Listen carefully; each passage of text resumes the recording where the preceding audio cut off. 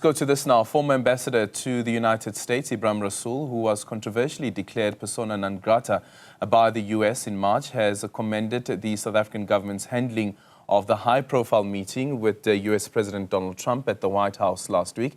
Despite diplomatic tensions, Rasool described the government's approach as mature and principled. He joins us now to have that chat. A very good morning to you, Ambassador. Thank you so much for making time for us this morning. How would you characterize that meeting while following what was happening live on TV? Look, I think that the South African government performed exceptionally well given the severe degree of provocation that was evident in the Oval Office meeting, the fact that no one could really get in a word, the fact that extraordinary measures had to be taken to augment the delegation, to bring in people who spoke Mr. Trump's language, like golfers and a billionaire, the fact that there was a single issue on the agenda regarding Afrikaner refugees and land confiscation and genocide. I think that just keeping your cool would be a win for South Africa, and hopefully the real success lies in the trade and tariff negotiations preceding that, and the fact that South Africa did not have to buckle on its principled case of genocide against Israel in the International Court of Justice. So I think it's a relative victory for South Africa that we survived, and hopefully when the details are made known of the trade and tariff negotiations, we could breathe a sigh of relief. Yeah. But later on, we'll play an interview that we had with Zingiswa Losi, the president of COSATU. She was amongst the delegation there representing South Africa. But in that interview, she also says that the Trump administration, for instance, had insisted on the inclusion of the golfers as well as Johan Rupert. At some point, there was also cutting down of the number of people that they would accredit to be allowed into the meeting. She was affected by that, but at least they were able to convince the Trump administration why she should be part of that meeting. But what should we read into that? What should we read into that insistence of having the so-called golfers, which he refers to as friends, be included in that delegation? Look, I think that anyone who believes that the Trump administration is working on orthodox diplomacy is making a huge mistake. If the world does not respond to the unorthodox diplomacy that the Trump administration is putting forward, then I think the world will be in a very bitter trade war. The world will be in a very great standoff with the United States. Everything will be hostile. And so to some extent, it is as if Mr. Trump was insisting on having his own translators in the meeting to translate the South African case into what is palatable for him as an American. And so while it is unorthodox, it may have been necessary that the presence of the golfers and the billionaire was important to convince him that indeed the repudiation of the idea of a genocide and land grabs and all of those kind of things is not happening. And if that is what has happened, despite the patronizing gestures and all of those kind of things and the faux pas and politically incorrect statements by some of that delegation, I think maybe it was a worthwhile price to pay if we come out of that having salvaged our trade and not having buckled on our case against Israel in the ICJ. Yeah, considering that you describe his unorthodox approach to diplomacy, what the president said in his letter yesterday, he described it as a successful meeting in resetting this relationship with the United States. But in his unorthodox nature, this is now speaking about Donald Trump, looking that we still have 3 years and a couple of months of the Trump administration. What should we be wary of as the president describes this meeting as a success? Because surely that unorthodox nature of Donald Trump's approach could backfire as well. No, and it is beginning to backfire because for every executive order Mr. Trump has had to issue, he's also had to issue waivers as reality and the counterattacks from other countries like China, Canada, and Europe would come in. I think for every high tariff he set, he's had to lower the tariff. and every trade policy he has decreed, he's had to put pauses and 90-day delays on. So I think that there is a way in which the realism of the situation, that he's not the only player in the room, he's not even the adult in the room in many of these relationships.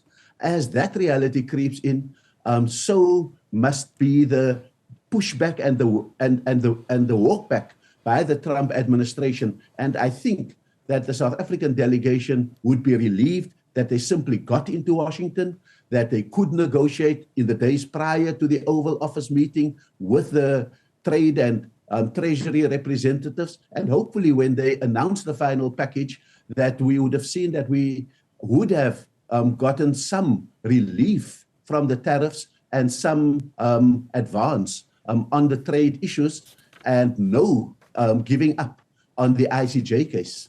Yeah.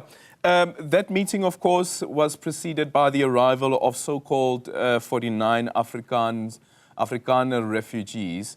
As ambassador, again, what do you read into this? Our president was quite clear before leaving that the 49 individuals do not meet the definition of a refugee, but the impact that something like this has on brand South Africa.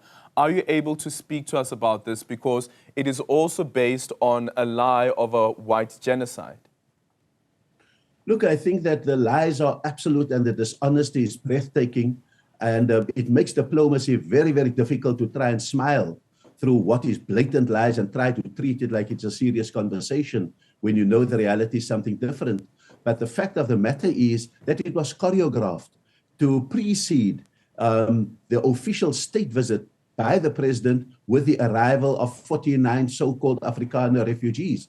That signaled that that was always going to be Mr. Trump's main item on the agenda, and we should have been prepared to deal with that. I think we shouldn't have been surprised that that became the dominant issue, but we could have been shocked that he had all his visual aids ready to underlie a case. And as the visual aids are being fact-checked, I think that we are beginning to see the falsity of it.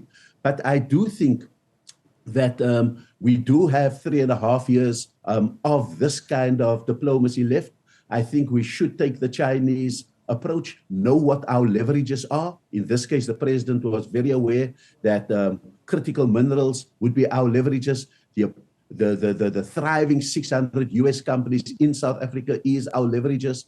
The 20 South African companies employing US citizens in the United States, that would be our leverage. And I think that China has taught us, know what your leverages are, act on those leverages, and then absorb the punishment and stay out of unnecessary discussions with the United States. But I also think that if they insist, if Afrikaners insist on making a false defamatory case against South Africa, if they accept US citizenship, I think we should have a serious debate about what is the status of those who accept that. Do they have the right of return, even to visit their family here?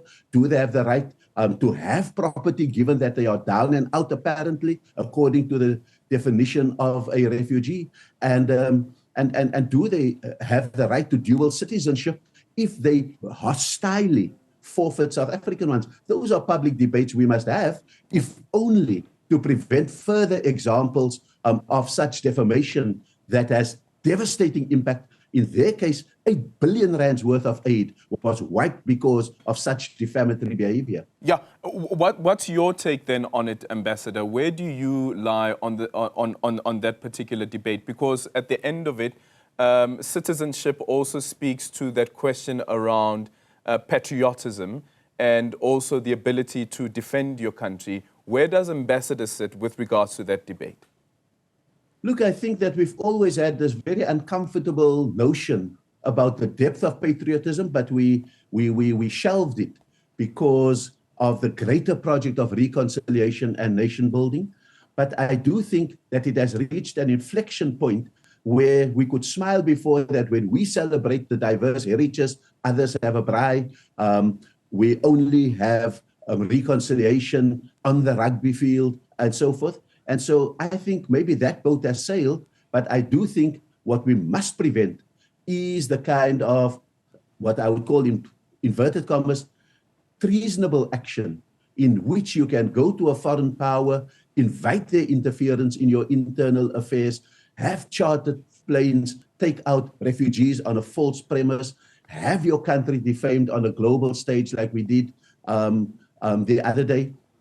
And certainly, I think that citizenship can't be a commodity that could simply be based on a flimsy idea that kumbaya, we are all South Africans, let's tolerate this, let us lose 8 billion in aid, let us lose a goa in trade, and we'll have a national conversation with people. I think impunity is certainly already in some abundance in South Africa. We certainly can't have impunity from very privileged citizens in our country, and therefore the national conversation also has to have a hard edge about what is the price to pay for such defamation. Well, it will be an interesting conversation considering that Constitutional Court judgment as well around automatically losing your citizenship. But just quickly in conclusion, Ambassador, when you arrived back from the United States, one of the warnings that you had was that South Africa shouldn't buckle under the pressure of the United States in terms of who to appoint as your successor. Recently, we had a special envoy, Mcebisi Jonas, that has been appointed by the president. President Cyril Ramaphosa's spokesperson, Vincent Magwenya, during an interview with 702, had said that the Trump administration had registered their discomfort around Mcebisi Jonas, and this is perhaps based on the remarks that he had previously made against Donald Trump. But then he also goes on to say that Ramaphosa, the president, may likely have to reconsider the appointment of Mcebisi Jonas as a special envoy. What do you read into this, and what do you think the approach of South Africa should be? I think that South Africa must understand that unorthodox diplomacy is going to have those kind of outcomes in which they determine who they want to speak to. And that was what I warned against. You cannot have the US appoint the South African ambassador or envoys to the US because no worthy South African ambassador that has imbibed the struggle could smile through the obvious signs of supremacism that is available in the US administration at this time. And therefore, the idea of having an envoy as opposed to an ambassador is important because an envoy does not have to be accredited by the United States. He's there to do a specific set of jobs that is assigned to him or her. And certainly, I think that we have a peacekeeping mission with the USA and then to escape with relief in our trade and tariff negotiations. But I don't think that for the next few years, we are going to have that kind of warmth because our Afrikaner community is very important to the supremacist imagination that I think is being exported across the world. And so maybe we should do what the Chinese do, absorb the next 3.5 years while preserving what is important to the interest of our country and not buckling on our values. Are you saying don't appoint an ambassador, maybe just stay with a special envoy? I think that the special envoy in the short term is the way to go until we've clawed back enough to send someone of integrity to the United States. And maybe that will happen as more and more realism kicks in to inform the policy positions of the United States. At this point, we may be facing too much triumphalism in the US for them to accept someone that could be challenging in the very least. I was hoping that the United States having, and particularly the White House, having had my blood, would now be able to settle with someone of the president's choice. Maybe it's still too early for that. Yeah, having your blood, what a description there. But in conclusion, Ambassador, Starlink is, of course, a contentious one. Our Minister of Communications will appear before Parliament today to explain the rationale around the directive that he has issued around the waiver of the 30% black ownership that is needed for a foreign investor to invest in South Africa, and 30% being owned by previously disadvantaged persons. What do you make of South Africa's approach around Starlink now? Also considering once again that Starlink is owned by Elon Musk, a person who's also central to this misinformation that has been spreading across the country. And I would even argue and say that somebody who has affected even South Africa's own social fabric amongst black and white citizens. I think that that certainly is a matter of negotiations from the back foot. I think every country that in the last while since Elon Musk became the de facto prime minister of the United States, every country that has admitted Starlink in has not done so because they are swooning over the technological merits of Starlink. They are doing it because that is the key to the door. That is the key that gets you into the White House.